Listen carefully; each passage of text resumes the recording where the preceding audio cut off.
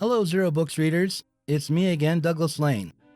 If you've been following along, you might remember that in my last video, I suggested that it would be okay, or at least that it wouldn't be a terrible deviation, if you were to join the cult of Bill Murray and become self-actualized.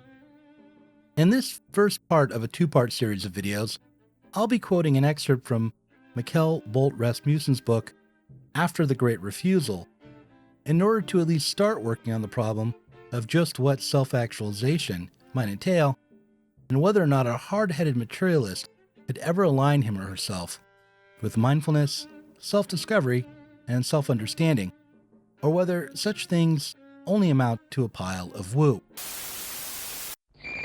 But before we begin, I want to tell you the mundane story of a mistake I made. Just now, as I was doing some preparatory reading before writing the script, I opened up a couple of tabs in Chrome. One was for the text of André Breton's Manifesto of Surrealism, and the other contained the 6th chapter from Somerset Maugham's novel, The Razor's Edge. I then checked Twitter, tweeted some nonsense, and went to fetch a cup of coffee. When I sat down again at the laptop, coffee cup in hand, I set about reading what I thought was a chapter from the novel, but it turned out to be from the manifesto. It took me quite a while to realize which of the documents I was actually reading. Both Breton and the protagonist of Maugham's book were medics in World War I, and both men were so transformed by their experiences in the war that they ended up rejecting the bourgeois lives they'd known before it. No longer able to fit into the social world they'd come from, they gave that world up and sought a new reality. Maugham's veteran ends up traveling to India to study with a Hindu Brahmin, while Breton founded an avant-garde movement against logic, facts, and reason, but both aimed at discovering what was real in their lives. For Breton, real life was to be found through automatic writing, dream interpretation, and most of all, from a radical break with what he took to be the stultifying and unjustifiable conformity of life in the West. For the fictional character in The Razor's Edge, the real was something more spiritual. He too rejected bourgeois life, but instead of making rebellious art, he sought refuge from the horrors he had experienced in the war through books, monasteries, and the Himalayas. Larry Darrell, in the book The Razor's Edge, sought reality as a spiritual truth and as a way to escape from evil, while Breton sought reality as a kind of authenticity, and it was to be found by taking on an attitude of innocence and wonder. L'enfance, mais c'est ici, nous n'en sommes jamais sortis. Notre époque accumule des pouvoirs et se rêve rationnel, mais personne ne reconnaît comme sien de tels pouvoirs. Il n'y a nulle part d'accès à l'âge adulte, seulement la transformation possible, un jour, de cette longue inquiétude en sommeil mesuré. C'est parce que personne ne cesse d'être tenu en tutelle. La question n'est pas de constater que les gens vivent plus ou moins pauvrement, mais toujours d'une manière qui leur échappe.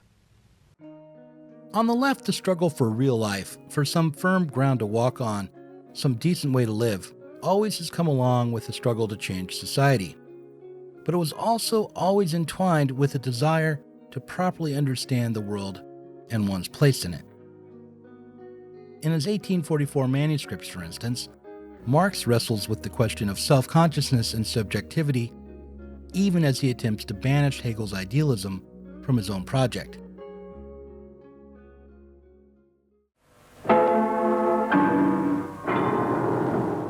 Well after 1844, artists who are more like Larry Darrell from The Razor's Edge than they are like Marx started Dada.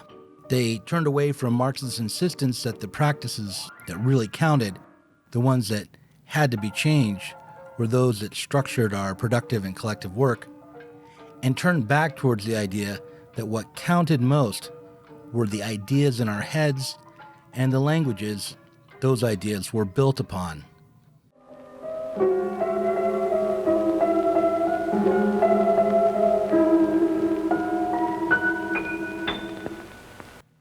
Hugo Ball wrote, for instance, quote, "How does one achieve eternal bliss?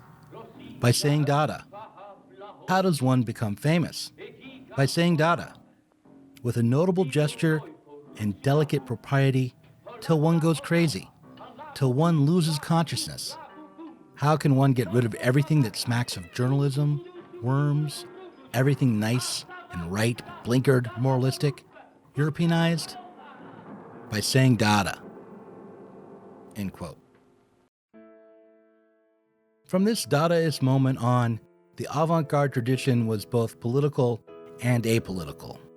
The avant-garde was both aligned with socialist revolutionary movements and filled to the brim with heretical misfits bound to be expelled.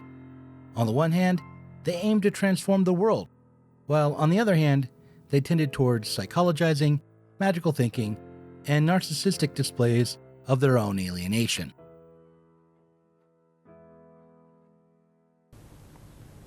You seem to be saying, on the one hand, that we should create propaganda for immediate consumption by the masses. Against this, we say that any revolutionary message that is embodied in a conservative form cannot have a revolutionary effect. And on the other hand, you demand that the mind and imagination must abdicate until the revolution has been accomplished. And against this, we would say that even if our work does not immediately help to precipitate the revolution, the job of interpreting man's condition is indispensable to building the post-revolutionary world. Every mistake in the interpretation of man involves a mistake in understanding the universe and becomes an obstacle to its transformation. The avant-garde was a series of movements that aimed to destroy traditional culture, and as such, it was never clear whether they were socialists aiming to create a new society or merely the bleeding edge of the very capitalist world they supposedly wanted to abolish.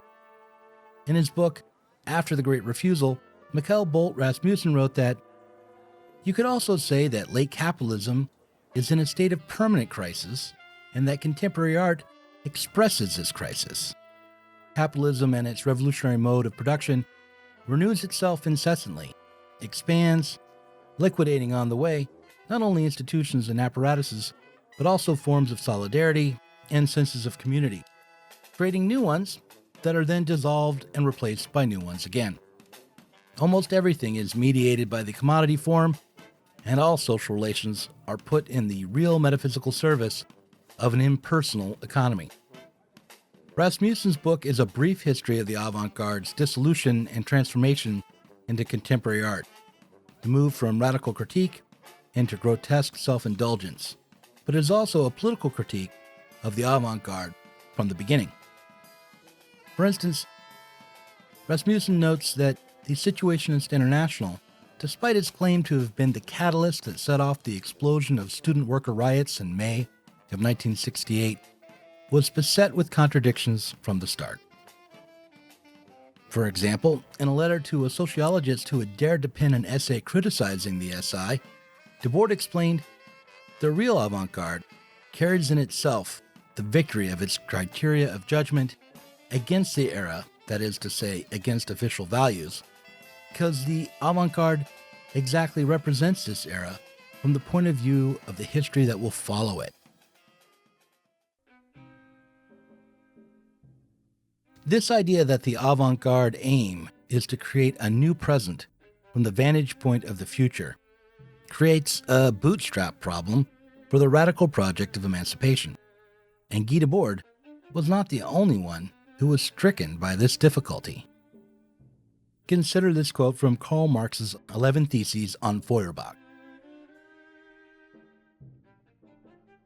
"The materialist doctrine that men are products of circumstances and upbringing, and that, therefore, changed men are products of changed circumstances and changed upbringing, forgets that it is men who change circumstances, and that the educator must himself be educated.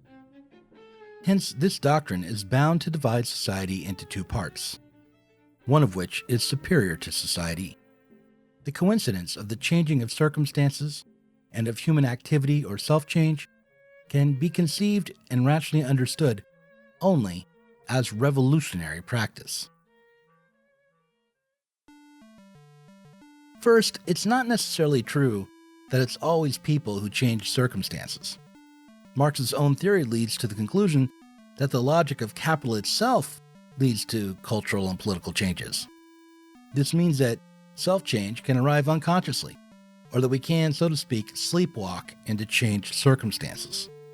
Further, developing a revolutionary practice aimed at self-change must include some internal split: a present self who is caught up in current circumstances, and a detached self who is willing to intervene to change those circumstances. But when you ask yourself from where this new detached, unconditioned you springs, you might as well be asking something like, what is the sound of one hand clapping? And this is one reason why the avant-garde tradition can lead you to the Himalayas. There is an inherent mystification at work in this notion of profound, totalizing self-change. Losing weight or quitting smoking is difficult enough, but changing your whole self-understanding, creating an absolute change so that once this is accomplished, you can then act to change the circumstances that make you who you are to begin with, that's a whole other level of difficulty. I just take what I want. He broke tradition. He questioned authority. He gave up wealth and position to find the truth. And the people of his time never understood. Columbia Pictures presents Bill Murray. This isn't the old Mr. Sunshine. In The Razor's Edge. Now playing at a theater near you. Check local listings for details.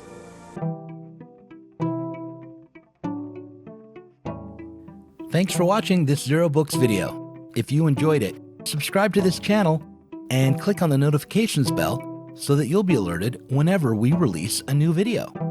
You should also consider supporting us on Patreon. Our patrons get access to our Inside Zero Books podcast every week and can get access to the Zero Books Book Club and help us to continue making online content from the left.